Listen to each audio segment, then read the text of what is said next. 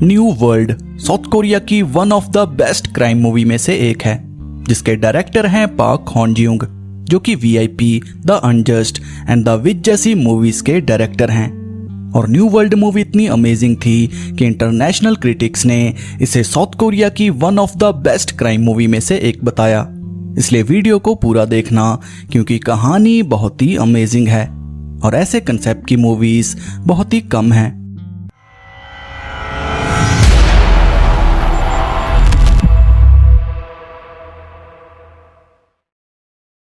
तो कहानी शुरू होती है डैनियल नाम के गैंगस्टर से, जो कि चॉय नाम के आदमी को टॉर्चर कर रहा था, क्योंकि डैनियल के बॉस यानी कि चेयरमैन किम को चॉय पर शक था कि मिस्टर चॉय पुलिस का आदमी है जो कि उसकी जासूसी कर रहा था।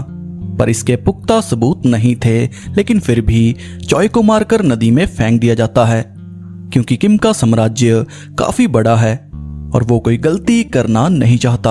अब इसके बाद हम देखते हैं कि मिस्टर किम पर कोर्ट में केस चला कि मिस्टर किम ने अपनी गोल्ड मून कंपनी के स्टॉक में हेराफेरी की, पर कोर्ट में कोई साबित नहीं कर पाता कि मिस्टर किम ने ऐसा किया था।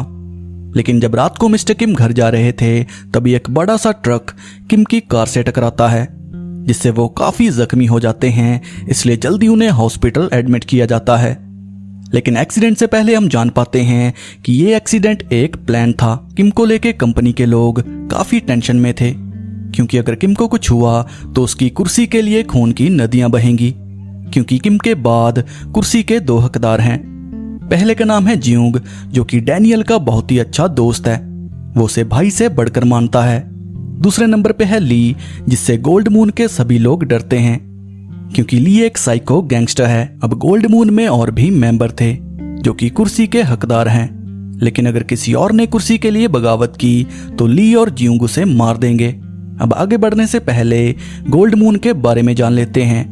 गोल्ड मून साउथ कोरिया की सबसे बड़ी क्राइम सिंडिकेट है, जिसमें एंटरटेनमेंट इंडस्ट्री से लेके कंस्ट्रक्शन इंडस्ट्री शामिल है, यानी कि बिलियंस ऑफ डॉलर की कंपनी। पर कंपनी को एक्सपोज करना या फिर तोड़ना बहुत ही मुश्किल है, क्योंकि गोल्ड मून बहुत ही पावरफुल है। पर चीफ गैंग कैसे भी गोल्ड मून को एक्सपोज करना चाहते हैं। वो सालों से गोल्ड मून के पीछे पड़े हैं, क्योंकि गोल्ड मून की जासूसी करना रॉकेट साइंस के बराबर है। हेड ऑफिसर कैंग को कहता है कि किम के मरते ही गोल्ड मून कमजोर पड़ जाएगा, इसलिए जल्दी जल्दी एक्शन लेना, इससे पहले देर हो जाए। हम लोग कैसे भी गोल्ड मून को अपने कंट्रोल में करना चाहते हैं, और किम के मरते ही सारे लोग अपने काम पर लग जाते हैं। किसी को कुर्सी का लालच था तो किसी को कंपनी एक्सपोज करने का।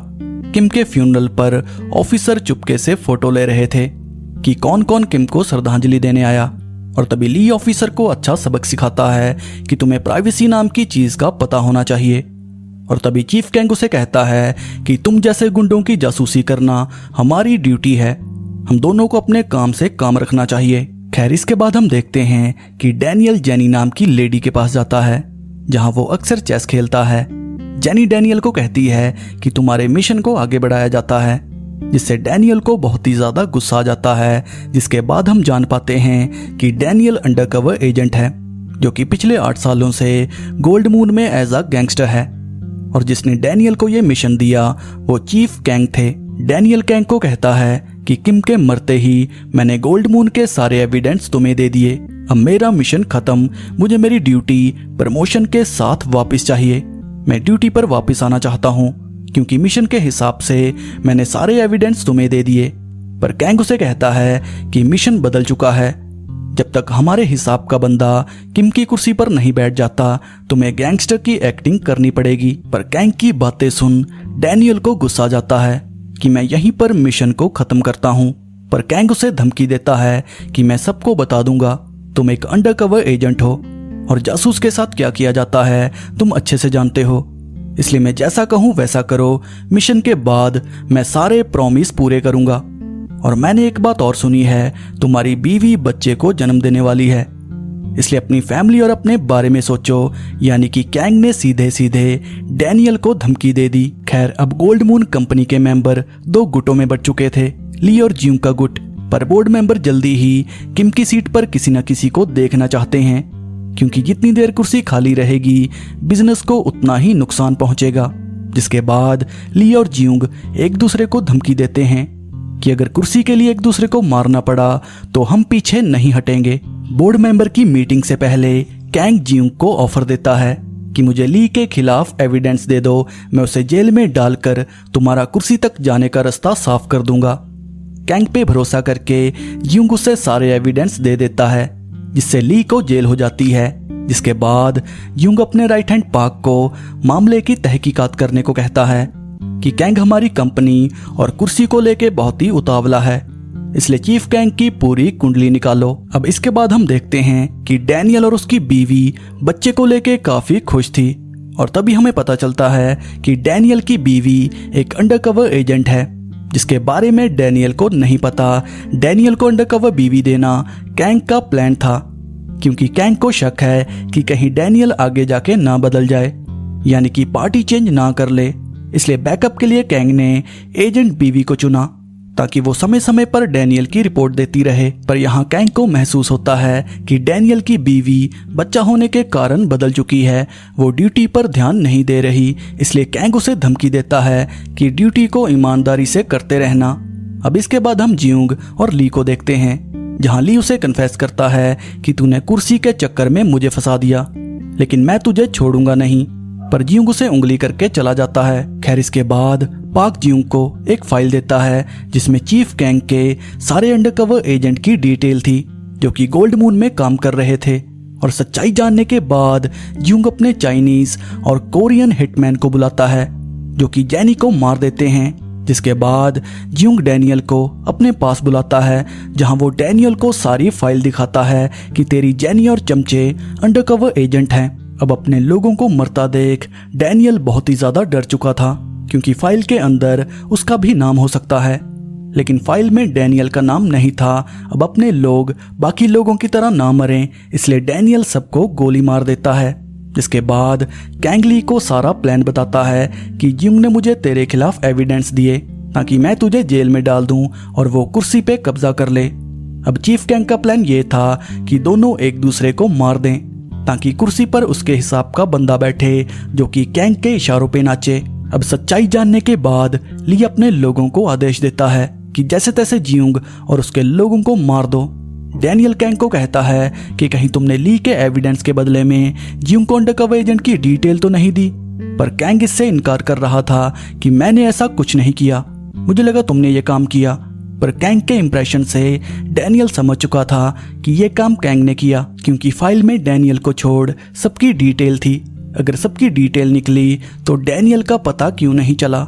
डैनियल समझ चुका था कि कैंग उसे और इस्तेमाल करना चाहता है, इसलिए उसकी डिटेल फाइल में नहीं मिली। पर पाक जियोंग को कहता है कि तुमने डैनियल को क्यों नहीं मारा, यानी कि जियोंग के पास सबकी डिटेल है, मतलब कैंग ने सबको धोखा दिया। खैर, कैंग डैनियल को कहता है कि हमारा डाटा हैक हो गया था, लेकिन हमने तुम्हारी आईडी डिलीट कर दी थी। कैंग डैनियल को कहता है कि मिशन खत्म होने वाला है, मैंने गोल्ड मून की कुर्सी के लिए वाइस प्रेसिडेंट जैंग को चुना है, जिसे हम आसानी से इस्तेमाल कर सकते हैं, और धीरे धीरे हम लोग गोल्ड मून को खत्म कर देंगे। अब कैंग ने डैनियल को जैंग से इसलिए मिलाया क्योंकि थोड़ी ही देर में ली के लोग जियोंग को मार देंगे, जिसके बाद गोल्ड मून में पावरफुल आदमी डैनियल बचेगा, जिसकी मदद से जैंग को गोल्ड मून का प्रेसिडेंट बना दिया जाएगा।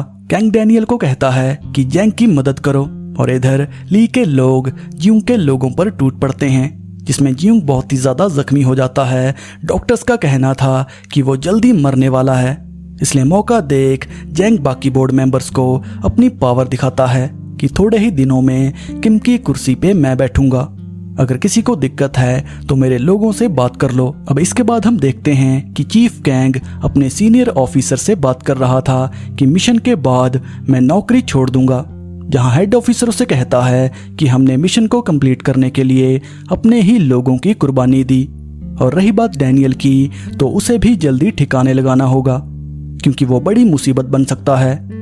यानी कि डैनियल का शक सही था, अंडरकवर एजेंट को कैंग ने मरवाया। कैंग डैनियल को कहता है कि जल्दी ही ली जेल से छूटने वाला है, उसे कुछ मत करना, और जब तक जैंग कुर्सी पर नहीं बैठता मुझे रिपोर्ट करते रहना।